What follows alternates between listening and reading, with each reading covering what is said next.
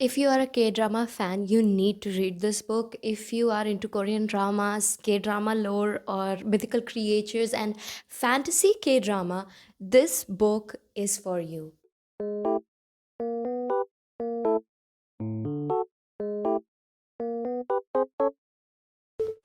Hello everyone, welcome or welcome back to my channel. I know I have been gone for a while. A lot a lot has been going on and I couldn't really record and post any videos, but I'm back and I am back with a banger. This book is everything that I wanted to read. I was having a very specific craving where I wanted to read very specific tropes all in one book. And oh my god, when I read this book, I was like, it checks all the boxes. I found this book on Pinterest and I only picked it up because the book cover was so pretty. So this book is actually a duology by a writer named Sophie Kim, and it is a duology named Fate's Thread. The first book is The God and the Gumiho, and the second book is The God and the Gwisin. So this book is a love story between a fallen god named Seokga. I hope I'm pronouncing these names right. And a gumiho named Hani. A gumiho means a nine-tailed fox in Korean mythology, and they are shapeshifters. So Hani used to be the scarlet fox in past. Okay, before we start, both of these creatures and a lot of creatures in this book were like immortal, but immortal in the sense that they were very powerful and they could live on for thousands of years, but they could be killed by a creature who was stronger than them. So immortal not in the sense that they could not be killed, but immortal in the sense that they cannot be killed by natural, like, not natural causes, like natural death.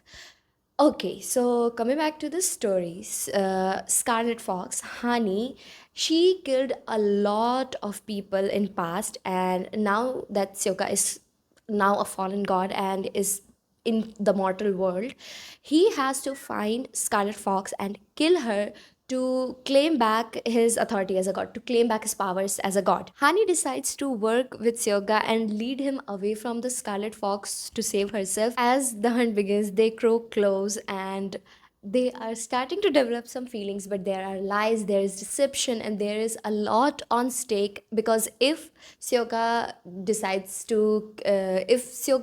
that he wants to pursue Hani, he will have to sacrifice his powers as a god. And if he does not, he decides that he wants to be a god, he will lose Hani. And there is so much. Oh my god, let me tell you. First of all, do not read the blurb of the second book if you do not want spoilers. Okay, if you want to take my advice, do not read the blurb of the second book and go in just because of the first book. Read the blurb of the first book if you want to, and read the first book, and after that go into the second book blindly, because you need to read it blindly. If you read the blurb of the second book right now, you will get a lot of spoilers for the first book, and it will not be as good of an experience as it will be if you go in, fresh. And in this video, I know I'm going to talk a lot about the first book and not as much as about the second book, because I don't know how to talk about the second book without spoiling the first one, because it's just a continuation, and talking about the second book will definitely mean that I will have to spoil the first book, which I do not want to. Because oh my god, I sobbed reading the first book. The last part of the first book, the last chapter, I read it in like half an hour at 2 a.m. at night. I could not finish it because I was sobbing after every freaking sentence. It was so heartbreaking. I was so heartbroken. I was crying like crazy. The first book ended on a cliffhanger, a very heartbreaking cliffhanger, as I said, but the second book makes up for it really well, and it healed everything that the first book broke. And it's just the perfect ending to the series. And the book is written so well that it comes to life. I could visualize it so well that I was seeing it right in front of me as I was reading it. And oh my god, you need to read this book. It was a 10 on 10 for me, and it is going to be one of the favorite books. It is one of those books that I know I'm going to think about, like, a few months down the line. I just know that I'm going to think about it, and it is going to be one of my favorites. Okay, now let's talk about the tropes. Okay, so the tropes of the first book, like, it's enemies to lovers, and both the characters are morally gray. The banter in the first book is 10 on 10. There is one bed in the first book. If you know, you know. They have to kiss for a challenge. The first book is kind of forbidden. I don't think it's proper forbidden, but the second book is proper forbidden. The second one fits the forbidden trope way better than the first one. That's why I'm saying kind of forbidden.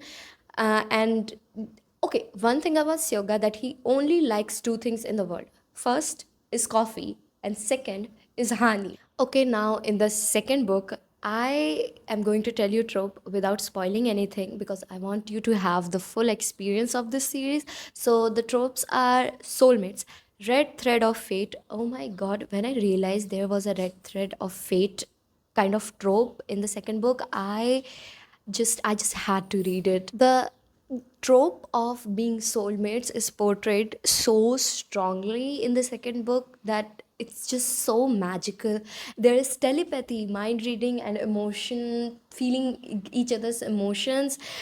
Telepathy is so strong. Oh my god, I'm telling you. And it's not like they met and they can hear each other's thoughts. It's the way their relationship develops in the second book is just so beautiful, and especially after the way the first book ended, the way they developed their relationship in second book was just so beautiful and so natural. I love this book so much.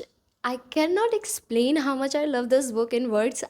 It's one of my favorites now, and the reading experience for me was so beautiful because I am a fantasy lover through and through, and magical kind of fantasies are always my weak point. And especially where the fact that this book covered everything from the red thread of fate trope to soulmates to telepathy to, like, every freaking thing in the span of two books, that I it was so beautiful. And the reading experience, the way everything just developed and developed and developed, and there was a breaking point where everything came crashing down. I was crying, and then again it built and built and built, and then there was a happily ever after.